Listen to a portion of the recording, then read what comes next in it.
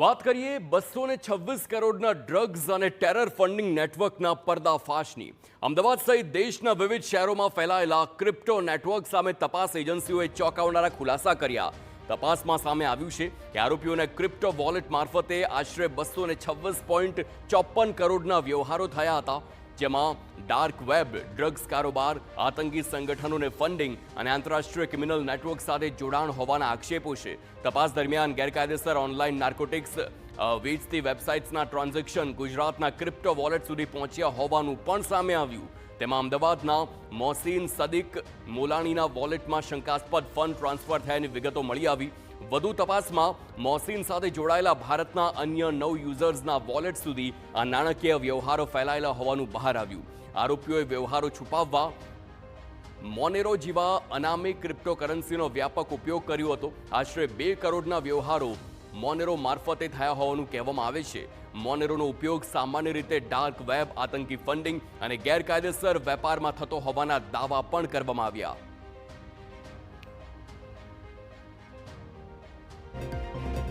Centre of એક્સિલન્સની technical team cryptocurrency ઉપર કામ કરી રહી હતી। એ દરમિયાન શંકાસ્પદ આઈપીઓ ધ્યાને આવ્યા। એ શંકાસ્પદ આઈપીઓ ઉપર કામ કરતા એક આઈપી ભારત દેશનું મળેલું, જે આઈપી સીધું સંકળાયેલું હતું artemislab.cc।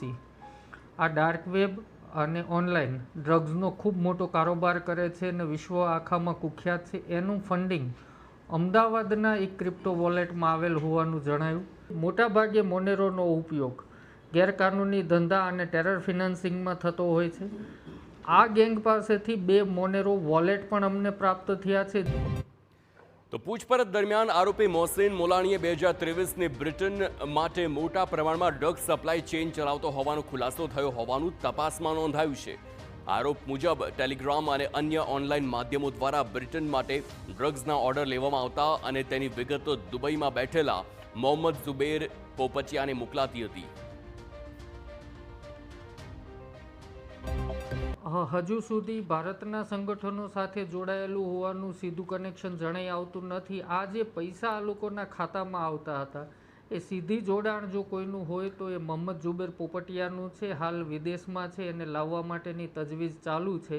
અને એ સિવાય મોનેરોના માધ્યમથી જે ટેરર ફંડિંગ આવ્યું છે, એ સલમાન અંસારીએ યુકેથી રૂટ કરેલું છે, જે સલમાન અંસારી યુકેની જેલમાં છે।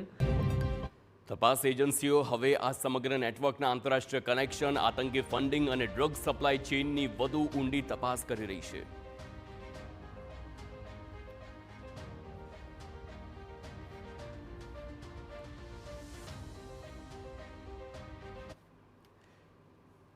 અને